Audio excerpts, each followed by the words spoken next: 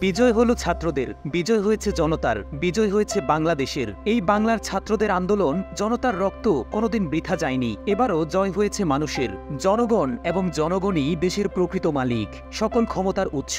চিরন্তন এই সত্যটি প্রতিষ্ঠিত হলো আরেকবার। সমস্ত দম্ভ, জুলুম, রাষ্ট্রীয় সন্ত্রাসকে হারিয়ে দিল ছাত্র, শ্রমজীবী, পেশাজীবী, শিক্ষক, অভিভাবক সহ আপামর সাধারণ মানুষের ঐক্য।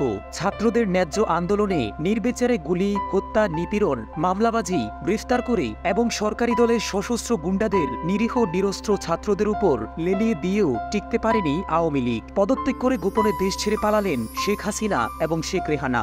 জানা গেছে তাদেরকে বাংলাদেশ বিমান বাহিনীর একটি হেলিকপ্টারে ভারতের ত্রিপুরা রাজ্যের রাজধানী আগরতলার উদ্দেশ্যে উড়িয়ে নিয়ে যান এয়ার কমোডোর আব্বাস। তিনি বিমান বাহিনীর ১০১ স্কোয়াড্রনের সদস্য। আনন্দবাজার জানিয়েছে, দেশ ত্যাগের পূর্বে বাংলাদেশের সেনাবাহিনীর তরফ থেকে প্রধানমন্ত্রী শেখ হাসিনাকে ৪৫ মিনিট সময় বেঁধে দেওয়া হয়েছিল ইস্তফা দেওয়ার জন্য।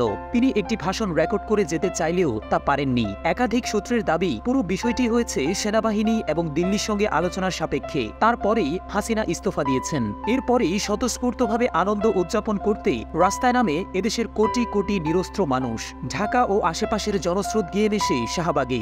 লক্ষাধিক মানুষের আনন্দ মিছিলে ভরে যায় শহরের সব রাজপথ। বাতাসে বয়ে যায় স্বস্তির সুবাতাস। দম বন্ধ বোবা পরিবেশ উধাও হয়ে যায় মুহূর্তেই। হাতছানি ডাকে নতুন বাংলাদেশের স্বপ্ন। তীব্র রোদ উপেক্ষা করে রাস্তায় নেমে উল্লাসে ফেটে পড়েন সারা দেশের মানুষ। দেশের বাইরেও প্রবাসীরাও একত্রিত হয়ে আনন্দ উদযাপন শুরু করে দেন। এদিকে শেখ হাসিনা তথা আওয়ামী লীগ সরকারের পদত্যাগের পর জাতির উদ্দেশ্যে ভাষণ দিয়েছেন সেনাবাহিনীর প্রধান জেনারেল ওয়াকারুজ্জামান।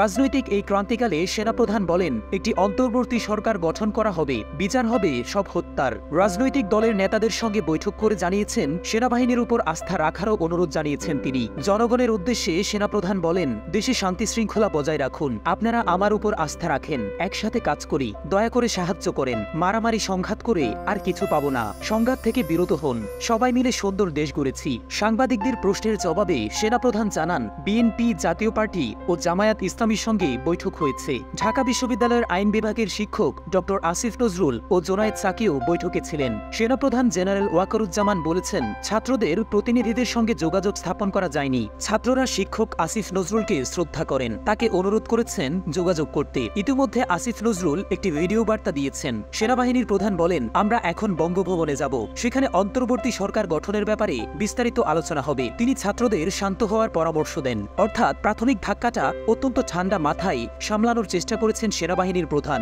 সবার প্রথমেই বলেছে ছাত্র হত্যার বিচারের কথা। আলোচনাতেও রেখেছেন সব পক্ষকে। জোর করার চেয়ে ভাষণে এবং বক্তব্যে অনুরোধের সুরেই বেশি কথা বলেছেন তিনি। এর মাধ্যমে শুরুতেই মানুষের আস্থা অর্জন করেছেন আর্মি চিফ। এদিকে বিক্ষুব্ধ জনতা প্রধানমন্ত্রীর ভারতে যাওয়ার খবর পেয়ে গণভবনে ঢুকে ভাঙচুর শুরু করে। অনেকে জিনিসপত্র যা সম্ভব হাতে করে নিয়ে যায়। দেশজুড়ে আওয়ামী লীগের অফিস ও নেতাদের বাড়ি ভাঙচুর ও হামলা করেছে বিক্ষুব্ধ জনতা। BBC, Al Jazeera, Reuters, AFP সহ আন্তর্জাতিক গণমাধ্যমগুলোতেও অল্প সময়ের মধ্যেই শেখ হাসিনার দেশত্যাগের খবর প্রকাশিত হয়।